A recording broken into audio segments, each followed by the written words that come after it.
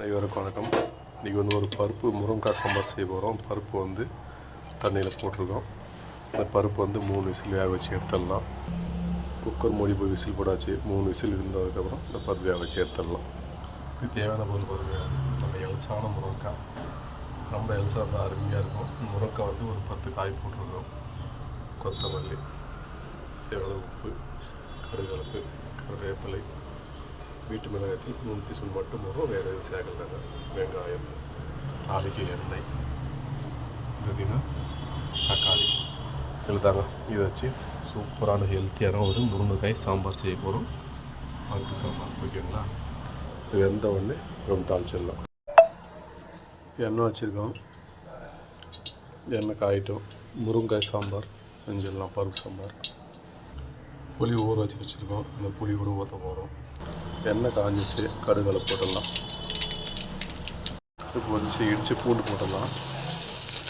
இடித்த பூண்டு நல்லா ஃப்ரை ஆகிருக்கு. வெங்காயம் போட்டுடலாம். இது போட்டு நல்லா ஃப்ரை பண்ணிக்கலாம்.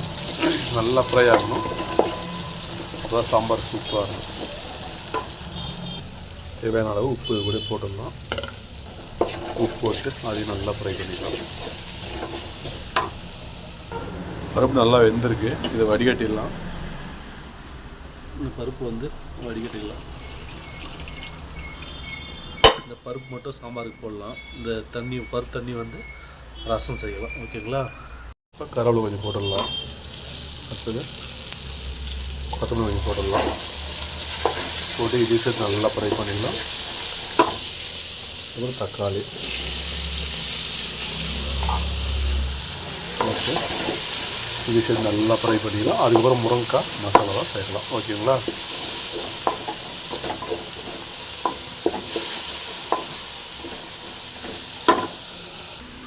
பருப்பு நல்லா கஞ்சிடலாம். பருப்பு கொஞ்சம் லைட்டாக மசியாமல் இருக்குது. கஞ்சியை தனக்கலாம். முருங்கைக்காயில் போட்டுடலாம். அதில்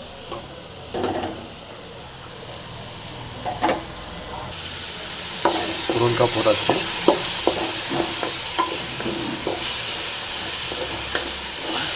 ஒரு 5 நிமிஷம் முருங்கைக்காய் நல்லா ஃப்ரை ஆகிட்டோம். மிளகாய்த்தூள் 3 டீஸ்பூன் வீட்டு மிளகாய்த்தூள் மட்டும் தான் போட்டிருக்கோம். வேறு எதுவுமே சேர்க்கல. இது தேவைப்பட்டால் நம்ம மல்லித்தூள், மஞ்சள் எல்லாம் சேர்த்து தான் அரைச்சிருக்கோம். இந்த மிளகாய் குழம்பு கரெக்டாக இருக்கும்.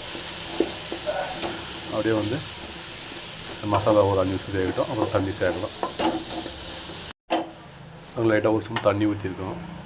அப்படியே நல்லா வேக வச்சு புளி ஊற்றிட்டு அப்படியே இறக்கிட்டிங்கன்னா அது கார சாம்பார் ஆகிடும். இது அப்படியே நல்லா வேக வச்சு புளியும் ஊற்றி அதுக்கப்புறம் பருப்பையும் ஊற்றி இன்னொன்று லைட்டாக தண்ணி ஊற்றி கொதிக்க வச்சிட்டிங்கன்னா பருப்பு சாம்பார். ஓகேங்களா. இது கார சாம்பாருக்கு போதுமானது. இது லைட்டாக புளி ஊற்றி நல்லா கொதிக்க வேக வச்சிட்டோம்னா இது கார சாம்பார் ஆகிடும். அது கூட பருப்பு சேர்த்து ஊற்றிங்கன்னா பருப்பு சாம்பார் ஆகிடும். ஓகேங்களா. நல்லா கொஞ்சம் வேகட்டும். வெந்ததுக்கப்புறமா பருப்பு புளி எல்லாம் சேர்த்துக்கலாம். நல்லா வேகணுங்க. ஒரு 5 நிமிஷம் அப்படியே மூடி வச்சிட்டா சீக்கிரமாக வெந்துடும். அந்தளவு முருங்கை அளவு வெந்திருக்கு. இப்போ நம்ம பருப்பு சேர்த்துக்கலாம். பருப்பு கடைஞ்சி வச்சுருக்கோம்.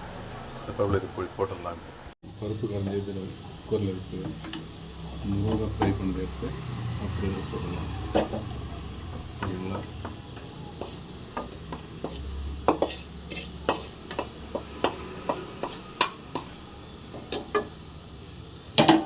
போட்டு இப்போ நீங்கள் தேவையான தண்ணி ஊற்றிக்கலாம். தேவையான தண்ணி ஊற்றிங்க. லாஸ்ட்டாக புளி ஊற்றிக்கலாம். புளி ஊற்றிங்கன்னா முருங்கைக்காய் சாம்பார் சூப்பர் ரெடி ஆகிடும். இப்போ புளி கரைச்சி வச்சுருந்தோம். புளி தேவையான ஊற்றிடலாம். ஊற்றி நல்லா கலக்குங்க. தண்ணி போதுமான பாருங்கள். தண்ணி தேவைப்பட்டால் இன்னும் ஊற்றிக்கலாம். இப்போ டிக்காக தான் இருக்குது. இப்போ தண்ணி ஊற்றிட்டு நல்லா க்ளீனாக வேக வச்சுருக்கணும். ஓகேங்களா. உப்பு, புளி, காரம் எல்லாம் போடாச்சு. ஓகேங்களா. எல்லாமே கூட குழம்பு கரெக்டான அது வந்துருச்சு. கொஞ்சம் வெந்த உடனே இறக்கிடலாங்க. சூப்பர் டேஸ்ட்டில் ஒரு முருங்கைக்காய் சாம்பார், பருப்பு சாம்பார், உப்பு, காரம், புளிப்பு எல்லாம் கரெக்டாக போட்டிருக்கோம். கரெக்டான முறையில் இருக்குது. சாம்பார் சூப்பராக டேஸ்ட் வந்துச்சு. நீங்களும் முருங்கைக்காய் சாம்பார் இதே போல் செஞ்சு பாருங்கள். சாப்பிட்டு பாருங்கள். அருமையாக இருக்கும். டேஸ்ட்டாக இருக்கும்.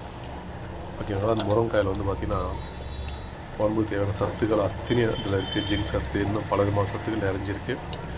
ரொம்ப நல்லது சாப்பிட்டா. ஓகேங்களா?